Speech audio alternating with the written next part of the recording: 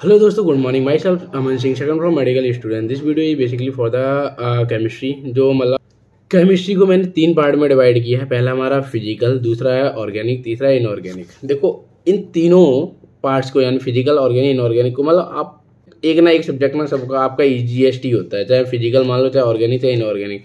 Mostly लोगों की physical easiest माना जाता है क्योंकि उसका फॉर्मूला वेट होता है। देखो, अगर आपने 3 में डिवाइड कर लिया ना तो आपके लिए इजी हो जाएगा अच्छा स्कोर करने में, और कम टाइम में अच्छा रिवीजन भी हो जाएगा। देखो, करना क्या है, इसके लिए कुछ भी नहीं करना। जो आपने पहले जितना भी पढ़ा हो ना उसी को ही रिवाइज मारना है। कैसे मारना, उसका एक पैटर्न होता है, वो मैं बता ही दे रहा हूँ। देखो, 3 में आपने डिवाइड कर लिया, फिजिकल, ऑर्गेनिक, इनऑर्गेनिक। अब पढ़ना कैसे वो देख लो। पहले जैसे आपका फिजिकल है, फिजिकल में आप करते क्या हो, आप फिजिकल में कितने भी इस लास्ट टाइम में आप, ये तो टाइम होगा नहीं, एनसीईआरटी पढ़ना है, वन शॉट भी देखने हैं। आपका ना माइंड बहुत चीज़ों में चलता है, मतलब मैं टेस्ट भी दे लूँ, सीआरटी भी पढ़ लूँ, नोट्स भी याद कर लूँ, ऐसा नहीं है। पहले आपको ना पहले प्री प्लान करना ही पड़ेगा अगर कुछ करना है तो। आप पहले देखो, फिजिकल के लिए मैं बता देता हूँ। फिजिकल के लिए आप क्या कीजिए, पहले देखो, अगर आपके नोट्स बने हैं तो वेल एंड गुड। अगर नोट्स नहीं बने हैं तो आप वन शॉर्ट्स वीडियो देख लो यूट्यूब पर, किसी भी वन शॉर्ट्स वन चैप्टर की देख लो। उसके बाद उसकी फार्मूला शीट बनाओ। जो आपने फार्मूला शीट बनाई ना उसको कम से कम बता रहा हूँ 5 से 6 बार रिवाइज करो। रिवाइज करने के बाद ना पीवाईक्यू कर लो पिछले 10 ईयर के। पीवाईक्यू 10 ईयर करने के बाद ना आप टेस्ट दे लो। मतलब फिजिकल का अलग देना, ऑर्गेनिक का अलग, इनऑर्गेनिक का अलग। मान लो आपने फिजिकल का टेस्ट दे दिया, उसमें जो भी क्वेश्चन गलत हुए ना तो उसको दोबारा जाके वो फैक्ट शीट से रिवाइज कर लो, याद कर लो। वैसे ना फिजिकल यार पूरा बेस्ड है ना फॉर्मूला फैक्ट शीट है। अगर आपको फॉर्मूला आता है ना, सीधा है, फॉर्मूला में पुट करोगे, न्यूमेरिकल वैल्यू आता है तो टिक मारो, आगे बढ़ो, सिंपल सी बात है फिजिकल के लिए।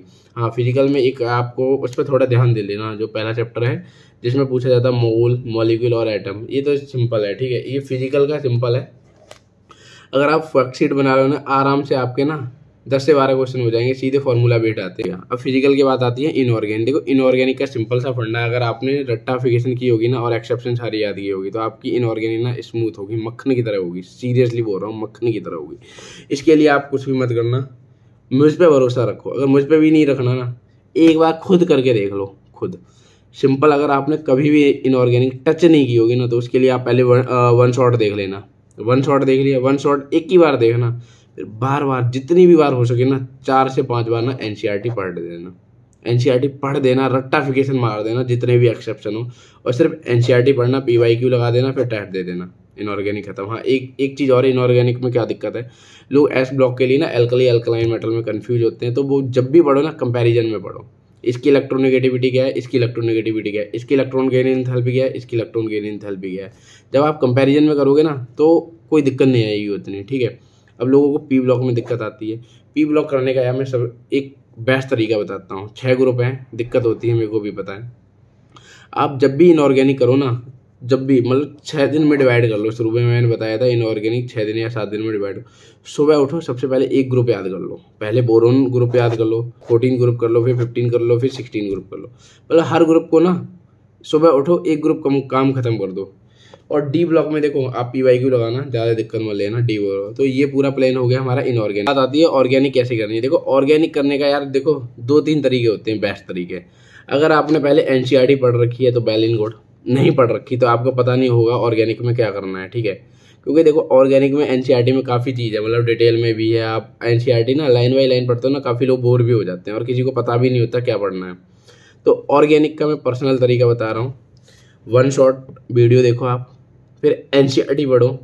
एनसीईआरटी जब आप पढ़ रहे हो ना तो कोई भी आप वन शॉट नोट देखोगे तो वो बता देंगे यहाँ से ये वाली लाइन इंपॉर्टेंट है, ये वाले रिएजेंट इंपॉर्टेंट, जितने वो इंपॉर्टेंट बताए ना उसी को आप जितना हो सके बार बार रिवाइज करो। ये होती है ऑर्गेनिक के लिए। और बेस्ट तरीका बताऊंगा ऑर्गेनिक का क्या होता है। पढ़ना क्या है, एनसीईआरटी पढ़ो। अगर नोट्स बने तो अच्छी बात है, नहीं बने तो मैं तो सिर्फ पर्सनली बता रहा हूँ, आप एनसीईआरटी फॉलो करो। फिर पीवाईक्यू लगा लो। हाँ, इसमें एक चीज़ और है, नेमिंग रिएक्शन। जितनी भी आपको ऑर्गेनिक की रिएक्शन मिले ना उसके लिए फैक्ट शीट बना लो, नेमिंग रिएक्शन के लिए, और रिएजेंट के लिए भी सारे ही बना लो, और जिसमें टेस्ट भी है जितने भी। मैं बेस्ट तरीका बता रहा हूँ ऑर्गेनिक का, जो मैं पर्सनली फॉलो करता हूँ। मान लो आपने आरएक्स यानी हेलो एल्केन आपने चैप्टर किया, ठीक है, कर लिया एनसीईआरटी, बट आप लोग भूल जाते हो। फिर आप एक पेज लो ना, जितनी भी रिएक्शन है, जितनी भी रिएजेंट है, एक पेज में उसको मतलब इकट्ठा कैसे भी करके, छोटा छोटा बड़ा बड़ा नोट्स में, मतलब सारी रिएक्शन ना एक पेज में उतार दो। फिर दूसरा चैप्टर है एल्कोहल। ऐसे ही मैं क्यों बता रहा हूँ, अब मैं इसका फ़ायदा बता देता हूँ। आप जैसे मान लो कहीं घूम रहे हो, फिर रहे हो, या कहीं भी मोबाइल में उसकी फ़ोटो ले लो उस पेज की, मान लो, या फिर कहीं घूम के आए हो, ऊपर चिपका लिया आपने, दीवार पे चिपका लिया, आप जल्दी जल्दी देखोगे 2 मिनट में सारी रिवाइज हो जाएंगी। ऑर्गेनिक ऐसी चीज़ है, जितना आप हो सके ना उतनी रिवाइज कीजिए। ऐसे ही आपने मान लो एल्डिहाइड वाला चैप्टर है, वो एक पेज में नहीं आएगा, वो 2 या 3 पेज में आएगा। उसको जितनी भी है ना 2-3 पेज में लिखो, दीवार पर चिपकाओ, और आते जाते 4 बार देखो।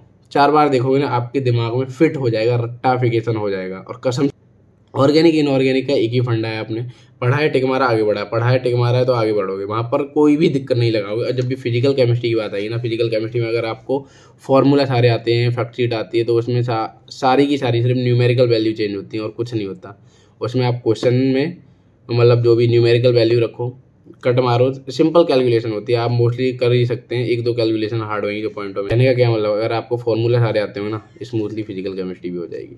ठीक है, कुछ भी ना किया हो ना, अगर ये वाले चैप्टर कर लोगे ना, आराम से आपके 100 प्लस आ जाएंगे या 120 प्लस आ जाएंगे। कुछ चैप्टर हैं जैसे केमिकल बॉन्डिंग है, SPDF ब्लॉक है, थर्मोडायनेमिक है, इक्विलिब्रियम है, GOC अच्छे से करना। GOC ठीक है, GOC भी कर लेना। हाइड्रोकार्बन है, एल्डिहाइड है, कीटोन है, एल्कोहल। हाँ, इलेक्ट्रोकेमिस्ट्री अच्छा चैप्टर है, उसमें 3-4 क्वेश्चन फंसते। कोऑर्डिनेशन कंपाउंड है, बायोमोलिकुलर और पॉलीमर तो बहुत अच्छे हैं।